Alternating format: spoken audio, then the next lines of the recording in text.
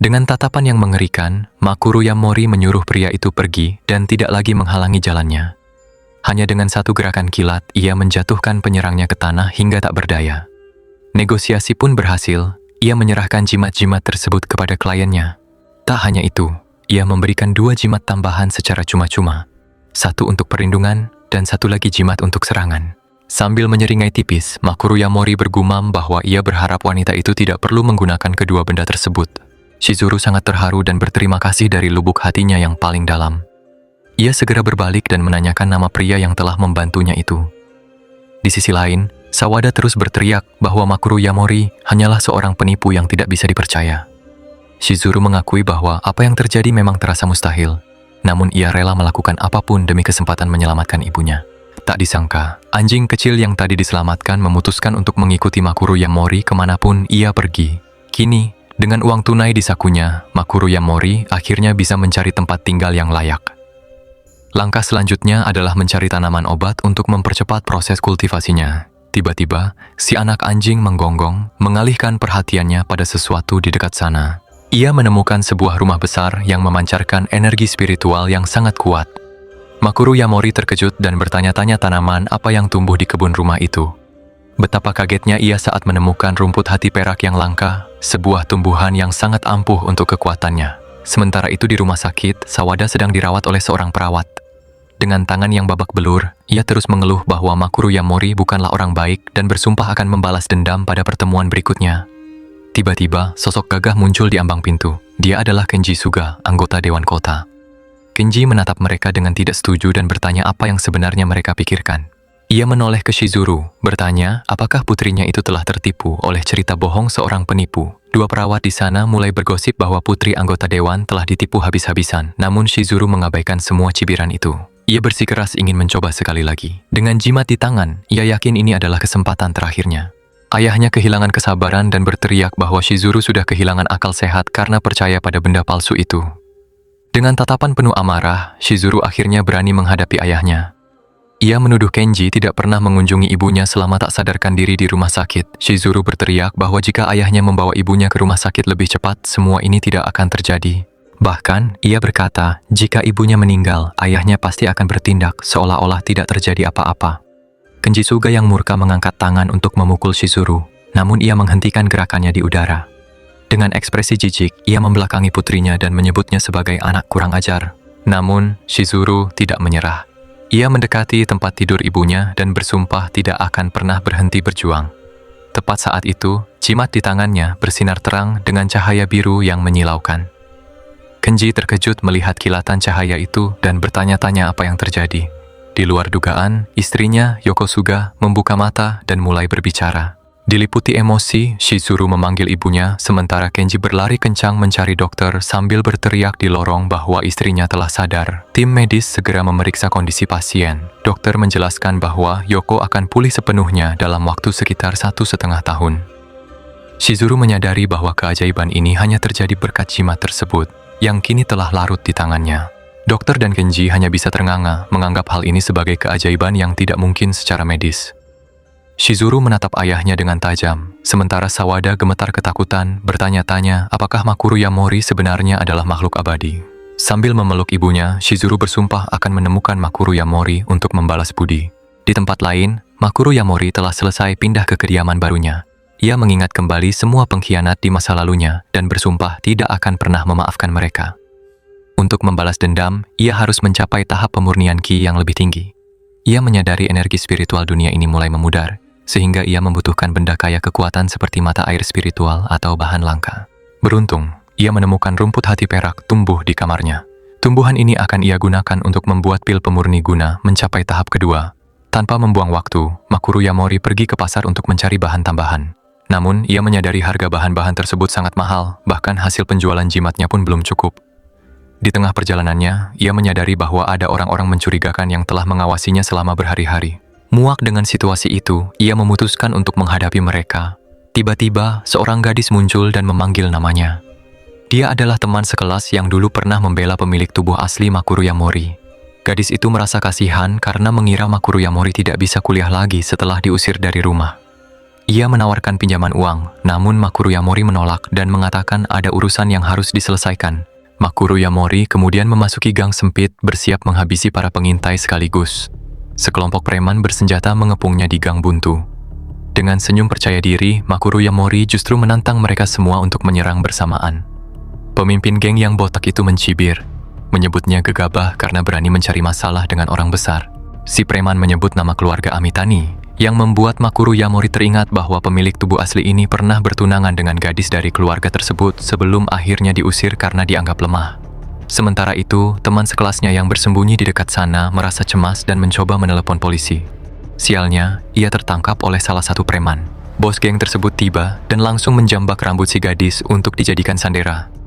Ia mengejek Makuru Yamori karena dianggap populer di kalangan gadis.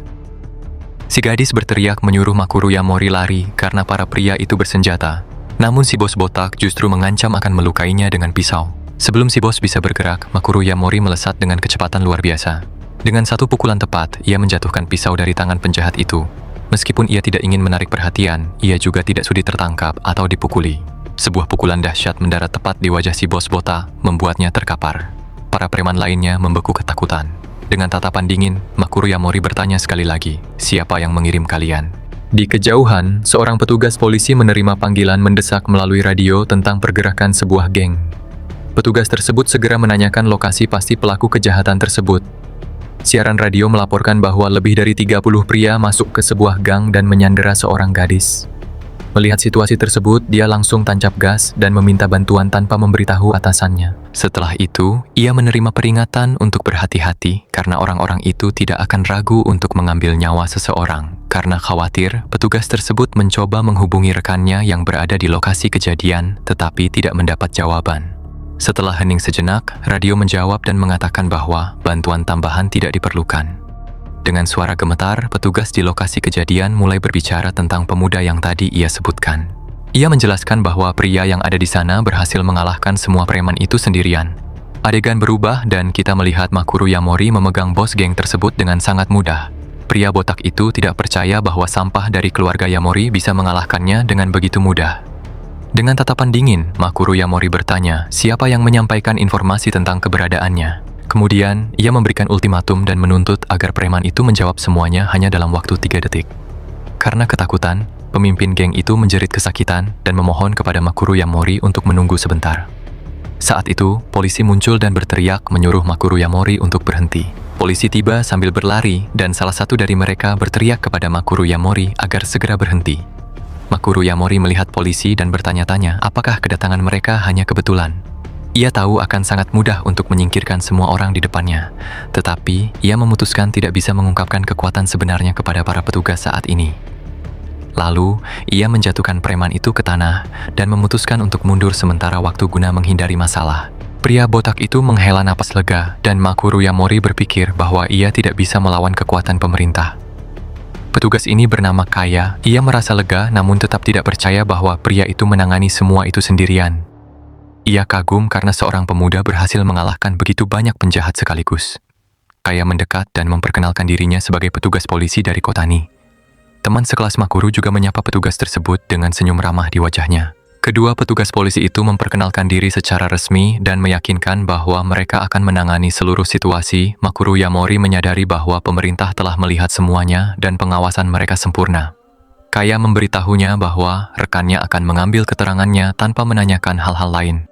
Tiba-tiba, petugas lainnya memanggil kepala polisi yang baru saja tiba di lokasi kejadian. Seorang pria tua muncul sambil tersenyum dan mengatakan bahwa para preman itu pasti akan melarikan diri tanpa dirinya. Kepala polisi bernama Onaga muncul dan menangkap Makuru Yamori atas tuduhan penyerangan. Setelah itu, ia menunjukkan surat perintah penangkapan dan menatap pria itu dengan senyum jahat. Teman sekelasnya marah dan berteriak bahwa merekalah yang sebenarnya menjadi korban penyerangan di sana. Lalu, dengan tatapan aneh, Onaga menanyai gadis itu dan bertanya apakah mereka benar-benar diserang. Ia mengklaim bahwa ia hanya melihat Makuru Yamori memukul orang-orang itu, sementara preman di sana tertawa kecil. Kaya kehilangan kesabarannya dan menghadapi atasannya, mengatakan bahwa semua ini adalah hal yang sangat tidak masuk akal. Namun, pria itu hanya menjawab dengan dingin bahwa ia tidak sedang berbicara omong kosong. Dengan tatapan mengancam, Onaga memperingatkan bahwa ia bisa mencabut pangkat perwira tersebut karena kelancangan yang dilakukan. Kaya terus meneriakkan bahwa atasannya adalah orang yang benar-benar hina dan korup, namun rekannya menahannya dan menyuruhnya untuk tenang agar tidak kehilangan kendali. Kini, Makuru Yamori menyadari bahwa orang di balik misi tersebut telah melakukan segala yang mereka bisa untuk menjebaknya. Onaga mengejeknya, tetapi Makuru Yamori berpikir ini adalah kesempatannya untuk mendapatkan informasi. Makuru Yamori mempertanyakan bagaimana petugas itu tahu bahwa ia hanyalah seorang siswa biasa. Onaga menyadari bahwa ia telah berbicara terlalu banyak dan Makuru Yamori mengerti bahwa petugas itu hanyalah pion seseorang. Sambil tersenyum, ia bertanya-tanya apakah ia harus mengurus dalang sebenarnya di balik semua ini. Onaga berpura-pura bodoh dan memerintahkan anak buahnya untuk membawa Makuru Yamori pergi. Saat ia digiring pergi, seorang petugas polisi memborgolnya dan teman sekelasnya menjadi sangat khawatir. Sambil menyeringai, Makuru Yamori menunjukkan sebuah kancing yang diambilnya dari baju kepala polisi. Tanpa ada yang menyadari, Onaga terkejut menyadari kancingnya hilang dan tidak tahu bagaimana itu bisa terjadi. Kemudian, Makuru Yamori memperingatkan bahwa lain kali ia tidak akan hanya mengambil kancing sederhana. Diliputi amarah, Onaga bersumpah akan mengingat apa yang terjadi dan tidak akan membiarkannya begitu saja. Tak lama kemudian, Makuru Yamori dibawa ke sel gelap di dalam kantor polisi. Di dalam sel, seorang pria bertubuh besar dan kekar duduk membelakangi pintu, bermeditasi dalam keheningan. Seorang penjaga memukul jeruji besi dengan pentungan untuk menarik perhatian tahanan tersebut. Penjaga itu memperingatkan bahwa orang yang dimaksud akan segera tiba dan permintaannya sangat spesifik. Misi pria itu adalah untuk melenyapkan Makuru Yamori, dan ia menyetujui rencana itu tanpa ragu-ragu. Makuru Yamori dibawa ke penjara dan bertanya apakah rencananya adalah untuk menghabisinya di sana. Dengan bunyi dentingan logam, pintu sel terbuka dan ia dilemparkan ke dalam. Saat memasuki ruangan gelap, ia berhadapan dengan dua pria raksasa yang mengawasinya dari pintu. Menghadapi situasi tersebut, ia bertanya sambil tersenyum apakah pria itu berencana untuk menghabisinya. Dengan tatapan menantang, ia menganggap seluruh situasi ini sangat menarik. Makuru Yamori melihat seorang pria berotot di pojok dan bertanya-tanya apakah dia bos sebenarnya. Pria bertubuh besar itu menjelaskan bahwa berdasarkan prinsip, ia tidak pernah menyakiti orang biasa sepanjang hidupnya. Ia melanjutkan bicaranya, mengatakan bahwa dari sudut pandangnya, orang-orang seperti pemuda itu lemah. Dengan senyum jahat, pria itu menambahkan bahwa Makuru Yamori terlalu lemah bahkan untuk dianggap berharga. Ia memperkenalkan dirinya sebagai Faki Zenjo dan mengatakan bahwa ia disewa untuk menghabisinya. Makuru Yamori menatapnya dengan dingin dan bertanya apakah dia juga bawahan seseorang. Makuru Yamori merasakan energi aneh dan mengakui bahwa ia dapat merasakan kekuatan musuh. Faki kemudian melepaskan aura kemerahannya dan mengungkapkan bahwa kekuatan ini disebut Triatsu.